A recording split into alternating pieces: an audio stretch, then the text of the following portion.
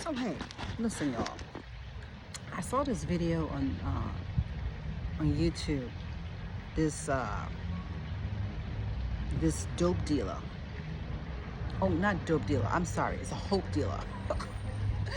Hope dealer, dope dealer. It's still the same, honey. It's still a dealer, but it's a hope dealer, and that's the difference between dope and hope. That's kind of right? Dope, hope. But she's a hope dealer. And when I say this girl really kind of inspired me to do my video on YouTube, right? Hope dealer, uh, do dash, do dash, do hope, hope, dope, hope, hope of the dope. She is really dope. That's why exactly where I got the name dope from. But she's a hope dealer. She gives you hope. She makes you feel like you can do anything you can do. And I've started YouTube channels before and I deleted them. I actually posted on YouTube and then I stopped. I really just didn't do it again because I've been feeling some kind of way in this space. And she said, just tell your story. And I'm going to tell my story, some of it, a little bit, not much. But here's the thing. I've been encouraging people, thousands of people on, I have a Facebook page of thousands of people on over there, but I've been kind of in a stagnant position for a few years. And although I really want to do this channel, don't get me wrong, I really, really want to do my channel. I really want to do everything God wants me to do, and I've been doing that.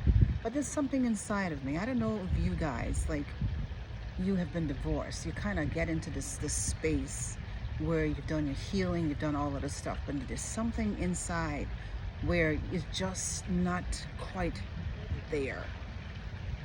And for me, it's just kind of like over the last 3 years, like since the pandemic, I had something very tragic happen to me in the pandemic, like my brother was murdered. And after that time, something inside of me broke, right? I felt like something inside of me literally died. Something died inside. I don't know if it was my hope died, my dreams died, I died, or whatever. What is it? But something inside of me, I literally felt my spirit, my soul broke that day when I heard the news that my brother was murdered. I woke up to a phone call. I was sleeping and I woke up to a phone call that my brother was murdered. And something inside of me just broke. It was like it wasn't real, you know? It just was not real. And it has been 2021. I think it was 2021 he died. It was 3 years this month. It's October. So I'm trying to find this will to be happy again. I'm trying to find this will to be happy again. And maybe you guys, whoever watched this video, can comment, because this is the first time I've lost someone this close to me. My brother, There was a lot of us. My mom and my father had 14 children, and he was the first person that died.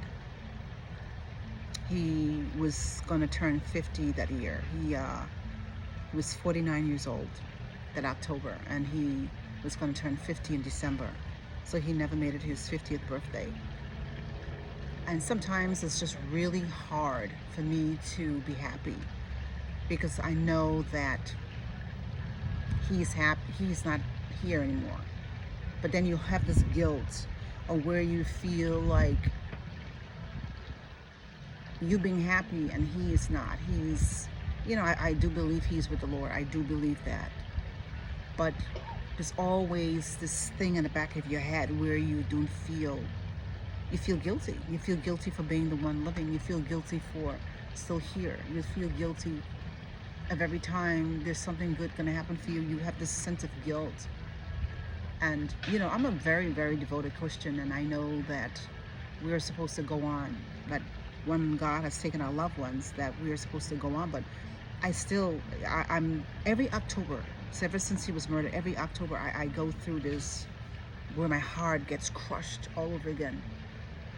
And then you have to go through another Thanksgiving, he's not here. Go through another Christmas, he's not here.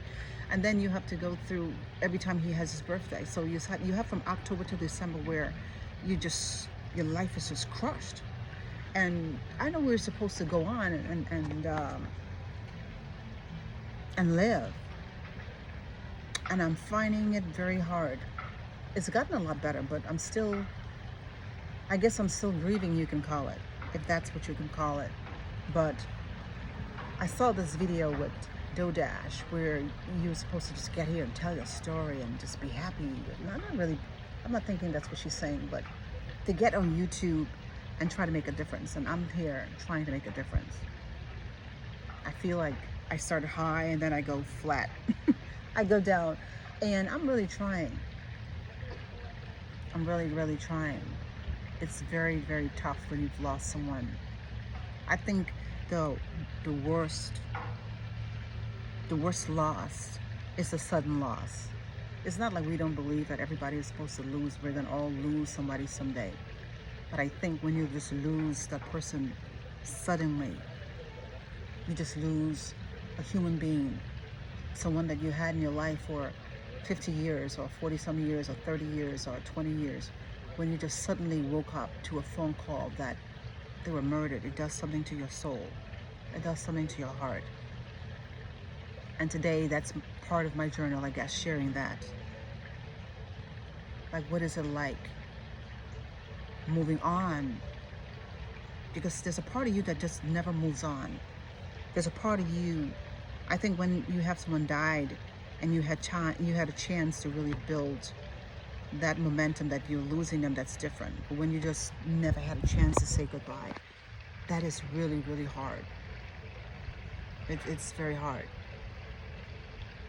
And I am going to start my channel and try to share my life, my story, and hope that it helps others. And not only help others, but I want it to help me too. So if you watch this video and you have this feeling, you feel the same way, you don't feel hopeless. Hopeless is not the word. You just feel bland.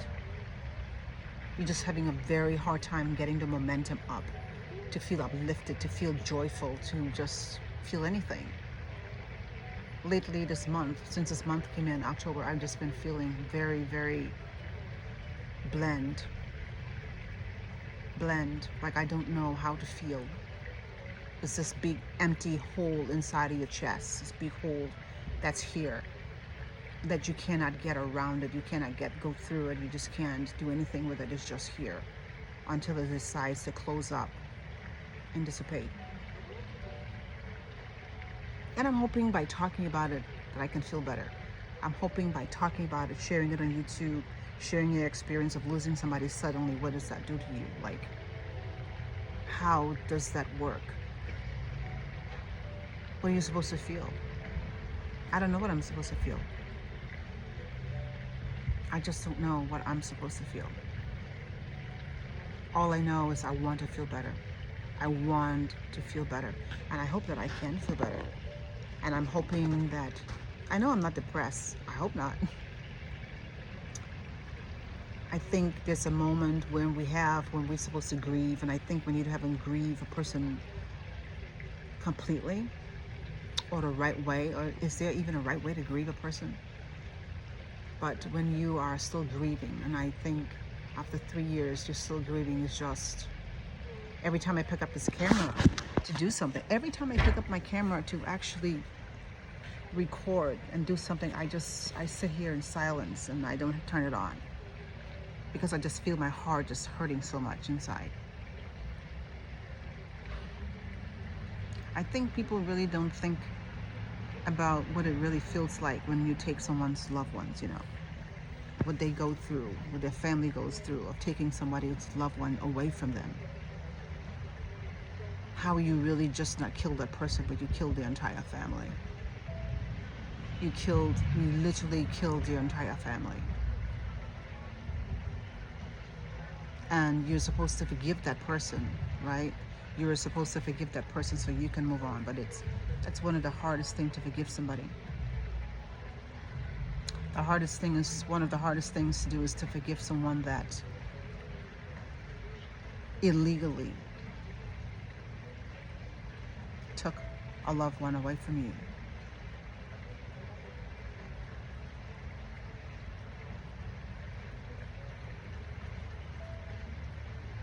There are no tears that you can shed, or there's nothing that you can say to bring them back. And I think for me, that's one of the hardest thing, right? One of the hardest thing is to know that that person, that family member, that person that you really love, is just never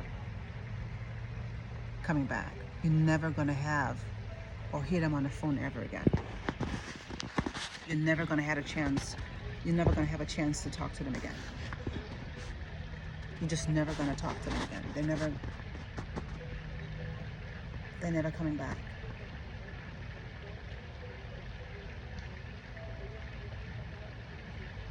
And living with that has been just a nightmare for the last 3 years.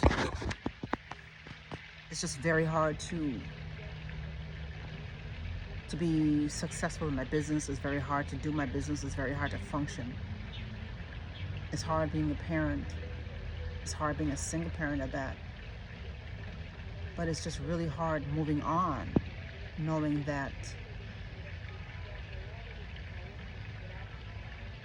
they're gone. They're gone. I'm going to talk myself through this until I feel better. This is what I have to do. I have to talk. I'm hoping this can help somebody. I'm hoping that whatever comment you leave, it can help me. Because I've prayed so much for 3 years, over and over, and I have been releasing my brother, and but every year, that same month, that time comes, it's just painful. It's very, very painful to go through that month, especially when that day comes by, that minute, that moment, that hour that you found out.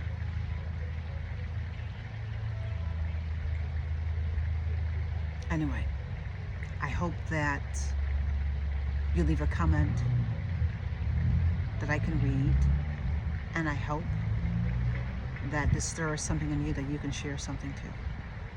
All right?